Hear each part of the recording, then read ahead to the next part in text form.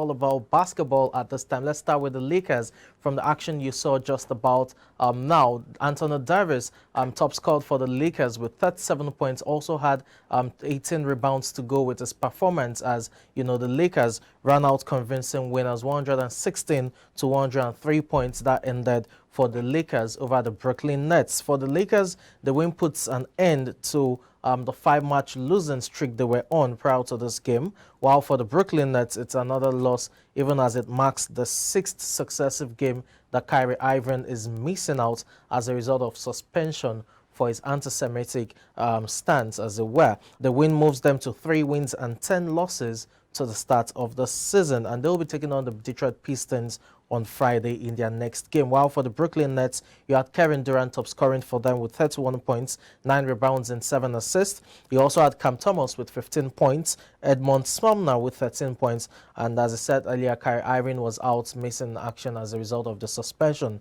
The Brooklyn Nets will be taking on the Sacramento Kings on Tuesday in their next match. The Brooklyn Nets are now 6 wins and 8 defeats to the start of the season.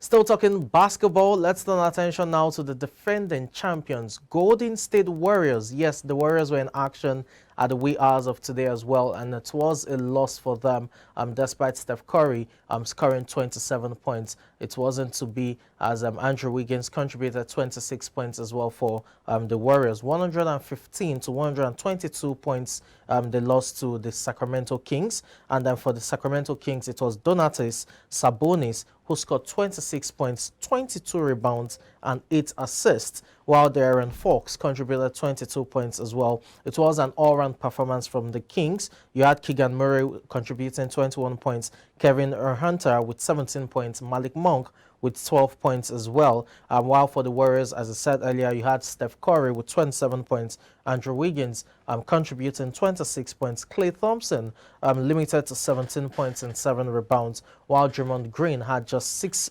points but had 7 rebounds and 11 assists to go for his performance. The loss condemns the Warriors to 5 wins and 8 losses to the start of their title defense, while for the Sacramento Kings, they are now 6 wins and 6 losses to the start of the season. For the Kings, they'll be taking on the Brooklyn Nets on Tuesday, while for the Golden State Warriors, it will be the San Antonio Spurs later tonight, talking about Monday night. That would definitely be a big matchup. Still talking about the NBA, that's the basketball world. You had Joel Embiid, the NBA's scoring champion, scoring a career-high 59 points for the 76ers as they got the better of the Utah Jazz. It was a historic performance for Joel Embiid, who is right there on your screen.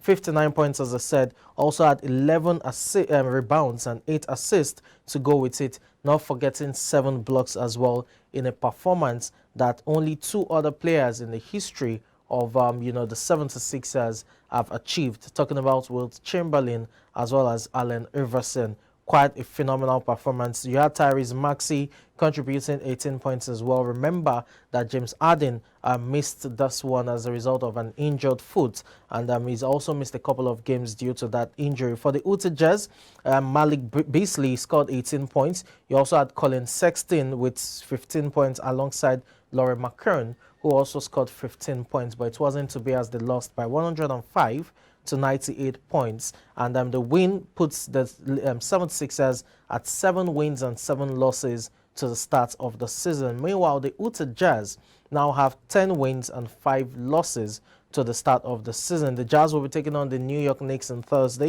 Tuesday rather, while for the 76ers, they'll be taking on the Milwaukee Bucks on Friday, talking about their next match. That should definitely be an exciting matchup. Wow, what a shock that was for so many combat sports faithfuls, especially those of the UFC, considering that Israel Adesanya seemed untouchable at that middleweight division of UFC. But it is what it is. Upset is the name of the game. And when it comes to combat sports, you know quite well that every second counts, and until the final buzzer sounds, there's still the possibility of just one punch doing the damage. Now I'm being joined by the editor of MMA Planet, Afolabi Ojabowale, who is a staunch supporter of mixed martial arts, especially the UFC. He's here to break down that loss and more for us. Good afternoon, welcome to the show. Good afternoon. Thank you for having me. Thank you so much. It came as a shock. I know we had previous discussions, and I told you that there was the possibility it could go the Usman Kamara way. But were you surprised by the loss? And considering the time it came, talking about the stoppage. Okay, so the fight played similar to their previous fights in kickboxing, right? Yes. Israel Adesanya was excellent in the previous rounds. He almost got a knockdown in the In the first first round. round, He yes. wrestled in the third round.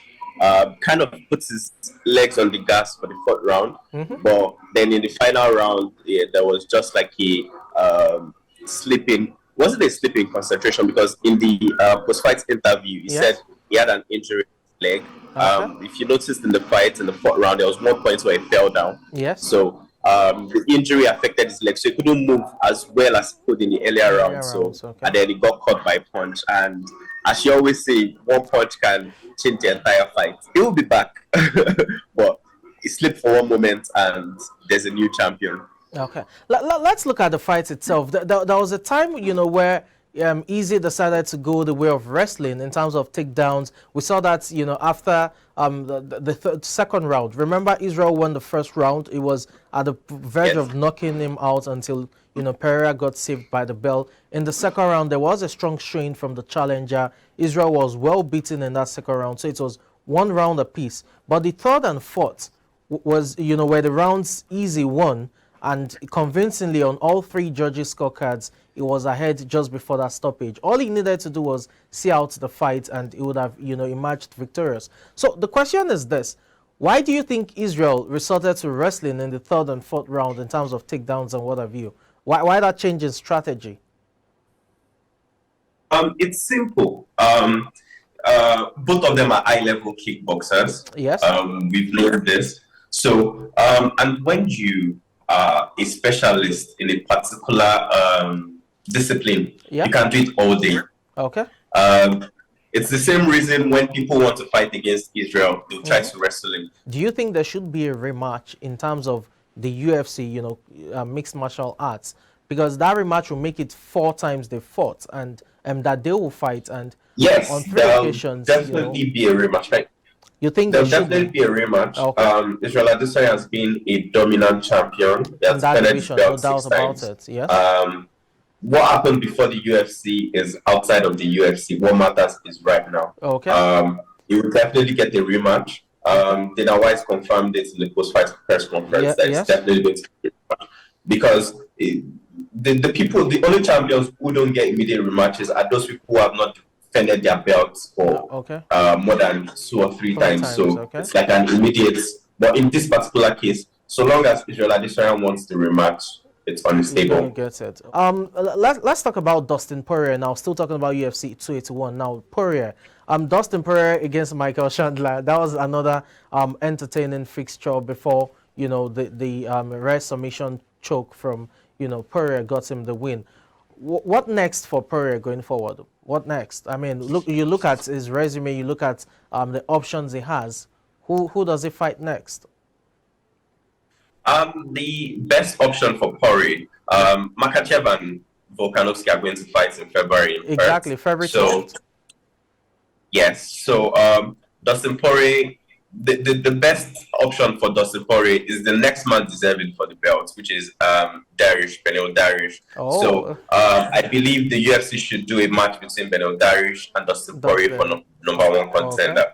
Let's talk about football now, and Afolabi is still with me. It's about Cristiano Ronaldo. Yes, the outburst isn't going anywhere, and this has definitely shaken the core of Manchester United. He had a sit-down with veteran journalist Piers Morgan, where he said he felt betrayed, or he feels, not a past tense, he feels betrayed by Manchester United. He said he has no respect for the coach Erik ten Hag.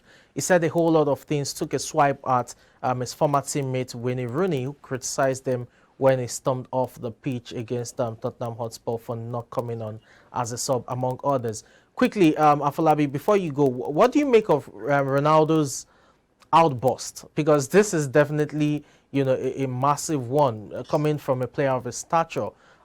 He's spoken about the club not appreciating him, not giving him the necessary support while his child was sick, his daughter precisely was sick. Talked about feeling betrayed. You know, he said a whole lot of things and said Eric Ten Hag doesn't respect him, so he doesn't respect him either. What do you make of all of this, and how do you think it affects Manchester United going forward? I think the good news is there's a World Cup break, so that probably helps them to address these issues. Because if there were matches, you know, it will definitely affect the team. But what do you make of all of these incidents?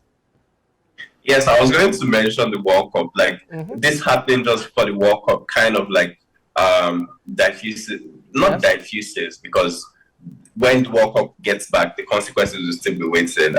But if this had happened when the team had like a long run of matches, it's going to be like a lot of tension in-house between the players and all of that. Yes.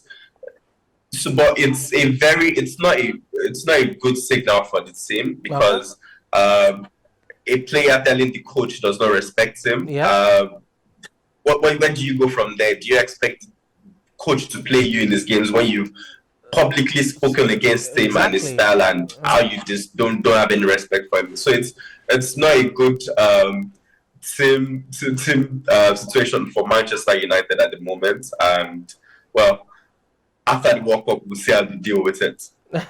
Okay, just before I let you go, do you think, as I mean, considering the struggles this season, last season, it was United's highest goal scorer, 24 goals in all competitions, 18 in the Premier League. But this season, he has just a goal in the Premier League, 4 starts only. He has really struggled. Do you think with this outburst, we're seeing an exit by January during the winter transfer window for Ronaldo? That is very, very possible. But the thing is, there are not many teams out there that can actually support him in their wage structure. Exactly.